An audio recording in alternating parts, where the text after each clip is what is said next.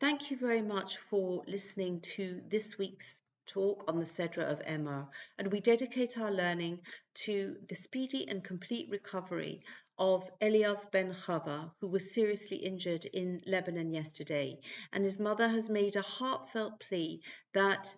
everybody should please take on something extra in the merit of her son and the recovery of all of the wounded, and also dedicating our learning to the safety and success of all of the soldiers in the IDF and the US Armed Forces, and the speedy and complete recovery of Rivka Yittel Bas Rochel and Le'iloi Nishmas R Meir David Ben Shneur Zalman.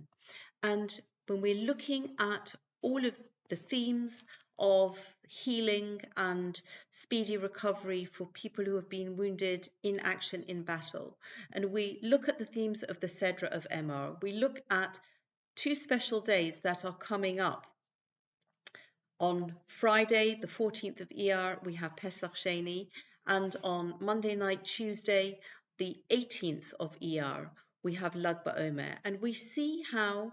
all of these themes together enjoin us to make the most of every moment that we have for the absolute value, for the sanctity and potential of life. And this is brought into such sharp focus as we look at the opening words of the Sedra of Emor, and we see how the Kohanim, the priests, are not allowed to come into contact with a human corpse, which is the principal source of tumah, of ritual impurity, because their sacred job as the custodians of the service in the temple was to be as much as possible in a state of ritual purity. And this would enable them to have the life force and have the capacity and the energy and the state of mind to perform the rituals of the temple, and to be the inspiring teachers of the children of Israel. And we see this at the beginning of the Sedra of Emor. And this is chapter 21 in Vayikra, Leviticus. Vayomer Hashem el Moshe, and Hashem says to Moshe, Emor el ha-kohanim b'nei Aaron, va'amarta aleihem, say to the priests, the sons of Aaron, and you shall say to them, lenefesh lo yitama ba'amov. He shall not make himself ritually impure by coming into contact with a person who has passed away. Ki im lishe'ero hakorev elav, except for the relative that's closest to him. And then the Torah lists the members of his immediate family, his mother, father, children, sister, brother. Those are the exceptions that the Kohen may become ritually impure for. And we see in what is actually considered one of the most the highest levels of kindness, chesed shel emes, of bringing a person who has passed away to a dignified burial according to our laws and traditions. And yet the Kohen is excused except in the limited cases of his immediate family. And this is really underscoring the value and the sanctity of life in the way that we treat somebody who has passed away, in the way that the Kohen is the exception, that he is absolved from this particular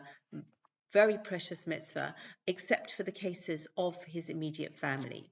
And the way that this value and this kind of practice is a theme that we find in Pesach Sheni as well, in this concept of a second Pesach, in inverted commas, that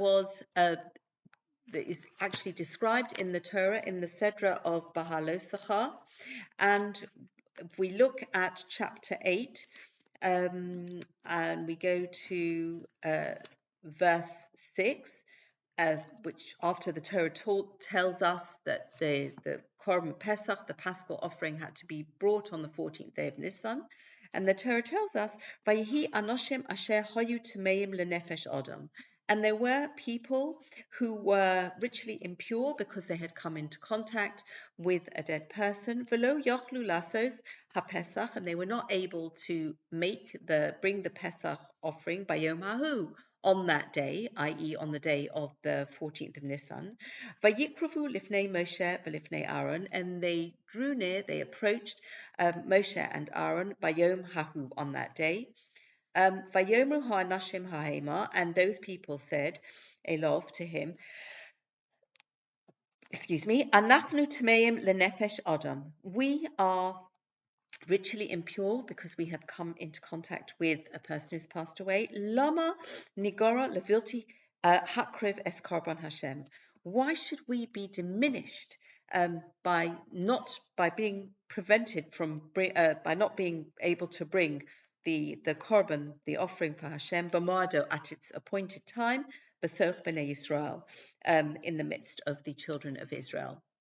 So this group of people, according to the Midrash, were people who had actually helped bring the bones of Yosef HaTzadik from Egypt when the Jewish people left Egypt, as Yosef specially requested before he passed away that this would happen, that he was buried initially in Egypt, but then at the time of Yetzias Mitzrayim, at the time of the exodus from Egypt, he requested that his bones be taken back to the land of Israel. And because the people who were part of this mitzvah, it was actually Moshe Rabbeinu was instrumental. That was his focus when just before the people were leaving Egypt. He was making sure that this promise was fulfilled. And because the people who had actually come into contact with the bones of Yosef were not able,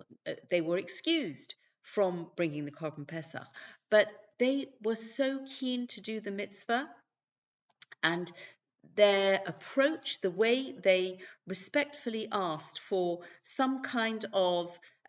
alternative that would enable them to have a share in the mitzvah, because they were prevented from carrying out bringing the Korban Pesach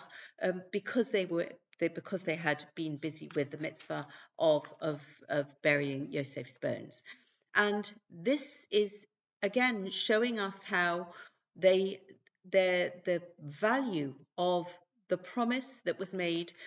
while Yosef was alive, and fulfilling that promise and bringing his remains to burial in the land of Israel. And it is showing us how the value is ascribed and how the promises are so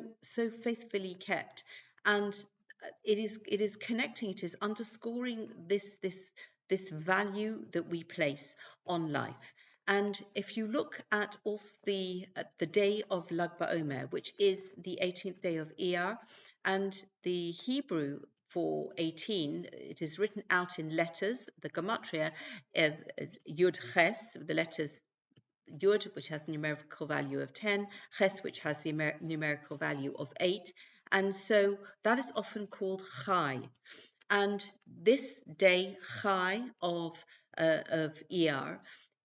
commemorates the passing of Rabbi Shimon Bar Yochai, Rashbi, and it is celebrated as the contribution that he made during his life. So even though it is actually the memorial date of his passing, it is more a celebration of his life and the light, the classic text that he authored, the Zohar, which means light. The light of the Torah that he disseminated during his life is light that continues to burn.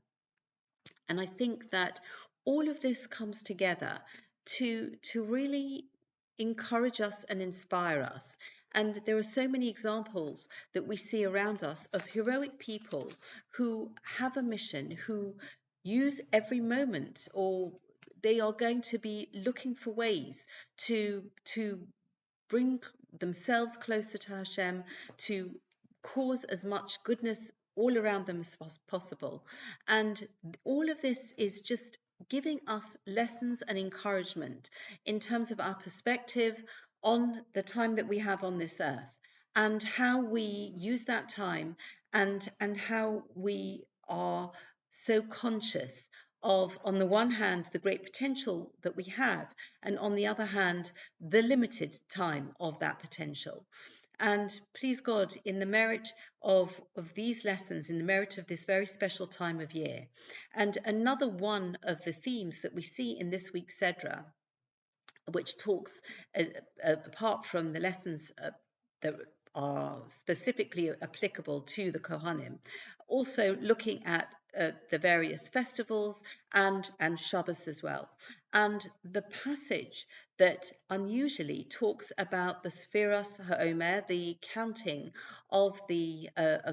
intermediate days between the second night of Pesach and the night before Shavuot. And as we look, as we count at each specific day, that is giving us also an opportunity to focus on how we use each day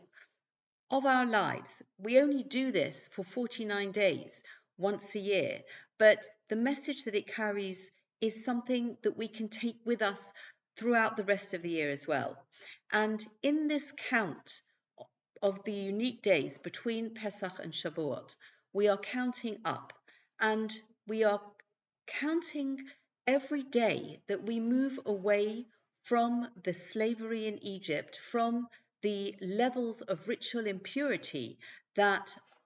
are associated with the land of Egypt, and we are counting towards being fitting recipients for the Torah which we receive on the festival of Shavuot. And in this way, please God, we should merit that all of the things that we are praying and dedicating our learning, that these prayers are answered, and we are blessed that for the speedy recovery of all those who we are praying for, and the success of the missions, and please God, the celebration of the time that we welcome the redemption and the coming of Mashiach. Thank you very much for listening, and wishing everybody Shabbat Shalom.